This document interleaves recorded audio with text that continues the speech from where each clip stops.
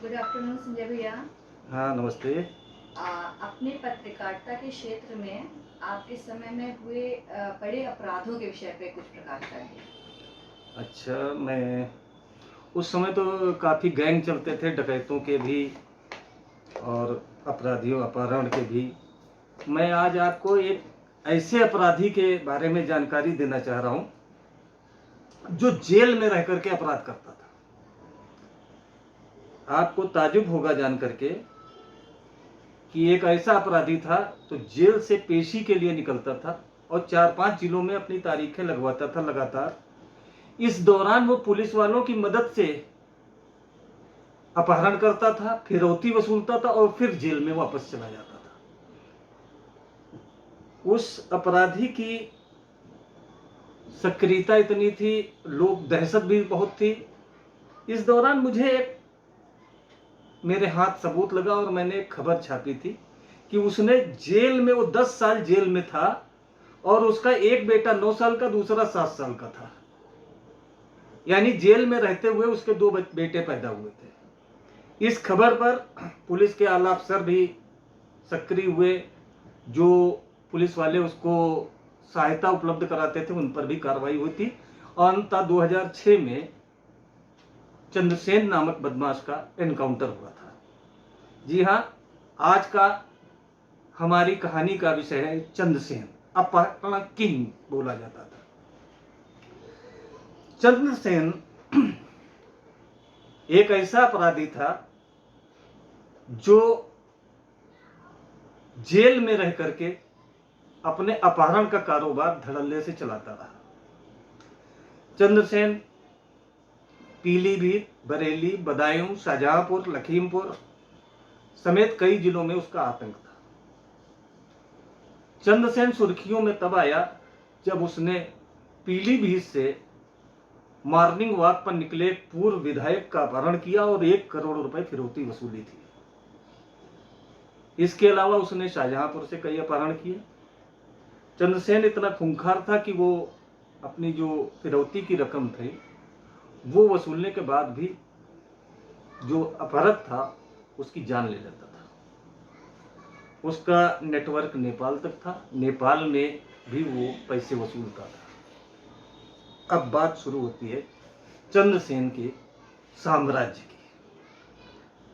चंद्रसेन अपहरण के दर्जनों मामलों का आरोपी था और 1996 में उसने खुद को कानून के हवाले किया था, कोर्ट में सरेंडर किया। इसके बाद चूंकि खूंखार अपराधी था, उसे आगरा सेंट्रल जेल में बंद किया गया। उसकी चूंकि तमाम मुकदमे थे, विभिन्न जिलों में पेशी पड़ती थी। तारीख पर जाने के दौरान चंद्रसेन के लिए कम से कम 5 या 6 पुलिस वाले उसकी सुरक्षा में चलते थे। चंद्रसेन जब जेल से निकलता था तो सफेद कपड़े, सफेद जूते पहनकर बड़े रौबीले अंदाज में पुलिस की गाड़ी में बैठ के चलता था। चंद्रसेन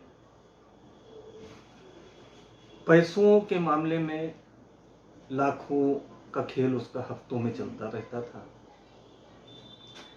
आगरा से जेल से जब चलता था तो उसके साथ में जो ड्यूटी पर पुलिस वाले लगे हुए थे वो रास्ते में उनको लालच देना शुरू करता था। आमतौर पर कैदियों को जो पेशी पर पुलिस वाले ले जाते हैं उनकी ड्यूटी पुलिस लाइन से लगती है और वो कहीं ना कहीं किसी मामले में लाइन हाजिर किए गए होते थे। उन्हें आसानी से पटाया जा सकता था। ये बात चंद्रसेन को मालूम थी। चंद्रसेन सफर के दौरान लालच देता था कि भाई दरोगा जी, दीवान जी, कैसे लाइन हाजिर चल रहे हो, इस समय तो कड़की के हालात होंगे। धीरे धीरे धीरे धीरे वो फंसा लेता था जाल में। और अगर तुम चाहो तो मैं आसानी से तुम्हें पैसे पैदा करवा दूंगा, तुम्हारा कहीं नाम नहीं आएगा। पुलिस की टीम को राजी करने के बाद वो किसी भी जिले में जा करके अपनी गाड़ी रुकवाता था। उसके बाहर के जो सदस्य थे गिरोह के, वो उसको सूचना दे देते हैं कि फला सेठ इस समय से यहाँ तक जाते हैं, इस समय ये तक जाते हैं।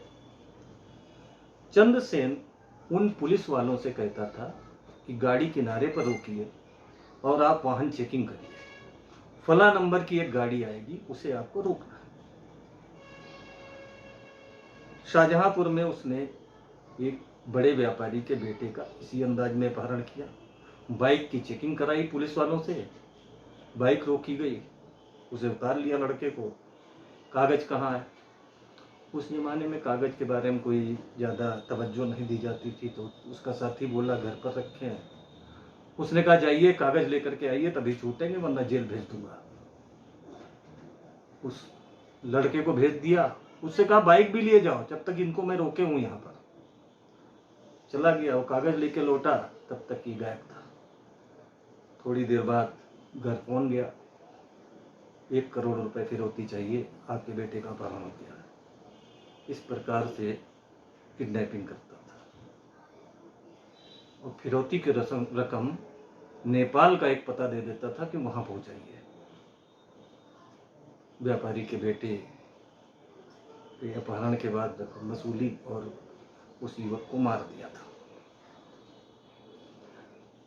उसका आतंक दिन पर दिन बढ़ता चला जा रहा था। 2006 की बात है, दिसंबर में वो पेशी पर आया। अच्छा, वो पेशी अपनी लगवाता इस प्रकार से था कि आज बदायूं, कल शाहजहांपुर, परसों पीलीभीत, फिर बरेली, फिर लखीमपुर, यानी 4-5 दिन का उसका टूर प्रोग्राम बना के निकलता था। इन 4-5 दिनों में वो अपहरण की वारदात अंजाम देकर फिरौती वसूल देता था। चंद्रसेन 2006 दिसंबर में पेशी पर आया, कई जिलों में अपना काम किया, किडनैपिंग की, और एक रात, जिस रात उसे वापस जाना था, बरेली स्टेशन पर पुलिस की टीम के साथ गया। वहां पर पुलिस वालों से कहा कि तुम लोग यहाँ बैठो, आराम करो, और मैं जो है ट्रेन के समय पर आ जाऊंगा, और वो वहां से चला गया। इस बीच में एसएसपी को किसी ने सूचना दे दी कि पुलिस की टीम खाली बैठी है और वहां से अपराधी गायब है। पुलिस ने छापा मारा, चंद्रसेन नहीं था, सारे पुलिस वाले पकड़ लिए गए। पता चला कि हाँ, उनकी संलिप्तता से चंद्रसेन कहीं गया है। चंद्रसेन ट्रेन के समय पर जब स्टेशन पहुंचा तो पता चला कि वो पुलिस वाले नहीं है। उसे वहां वेंडर्स से पता चला कि ऐसी घटना हुई थी और पुलिस वाले पकड़ लिए गए। अब चंद्रसेन घबराया, क्योंकि उसे जेल के बाहर, जेल उसका महफूज ठिकाना था, बाहर जो था उसके लिए संकट था, जान का खतरा था। इसलिए वो आनंद फानंद में आगरा पहुंचा, सेंट्रल जेल, और वहां पर संपर्क किया कि मुझको जेल के अंदर ले लीजिए। जेल अधिकारियों ने कहा कि नहीं, हम ऐसे नहीं ले सकते, जो पुलिस वाले तुमको लेकर के गए थे वही ला करके तुमको अंदर कराएंगे, ऐसे कोई नहीं कि हम आ गए हमको जमा कर लीजिए। चंद्रसेन फिर वहां से भी फरार हो लिया।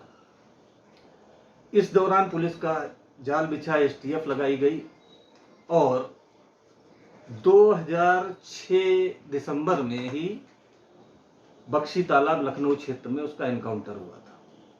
अब खास बात क्या है, 6 से लेकर के 10 पुलिस वालों की टीम साथ में लेकर के जेल से निकलने वाला चंद्रसेन रास्ते में अपहरण की वारदात अंजाम देता था, फिरौती वसूलता था, एफआईआर लिखी जाती थी, लेकिन साफ मुकर जाता था। वो कहता था कि मैं तो जेल में हूं, जेल से कैसे अपहरण मैंने किया, और मैं जब पेशी पर गया था तो मेरे साथ इतनी टीम थी, ये सारे पुलिस वाले थोड़ी ना बिक गए होंगे। इस प्रकार से वो अपने को बचा भी लेता था। पुलिस अधिकारी जो थे, उच्चाधिकारी, वो साक्ष्य के अभाव में कोई काम नहीं कर पाते थे। इस दौरान मैं बरेली में उन दिनों क्राइम की रिपोर्टिंग करता था। पुलिस अधिकारियों की बेबसी के बारे में पता चला। मैंने एक खबर लिखी, चंद्रसेन के ऐसे कर्म पुलिस के लिए दोहरी शर्म।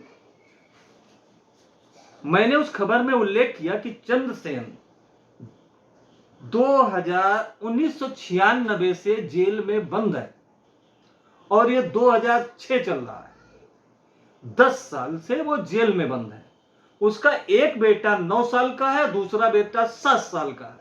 जब वो जेल में बंद था तो इसके बेटे ये घर पर कैसे पैदा हुए?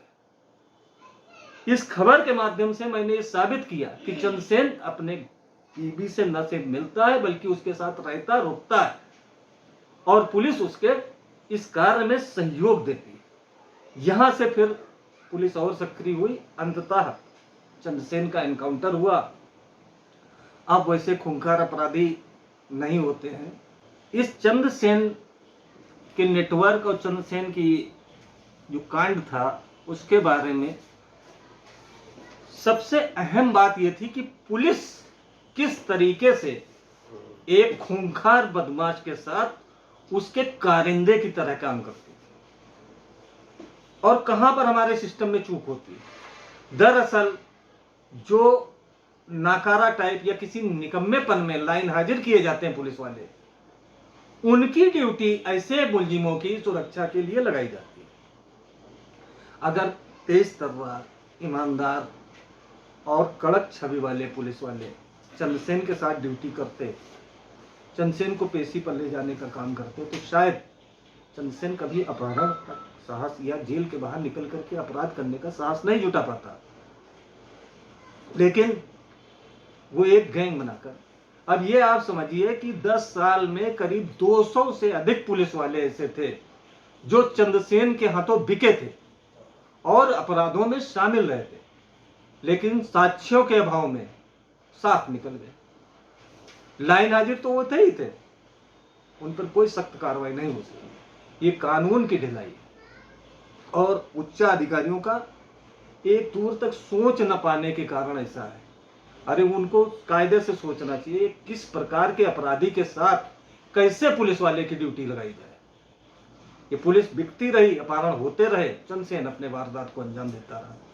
बहुत ही शर्मनाक स्थिति थी उन दिनों बरेली, शाहजहांपुर, बदायूं, लखीमपुर, पीलीभीत आदि जिलों की। खैर, दुर्दांत अपराधी का आखिरकार अंत ही हुआ। अगली बार फिर मिलेंगे नई कहानी के साथ। तब तक के लिए नमस्कार।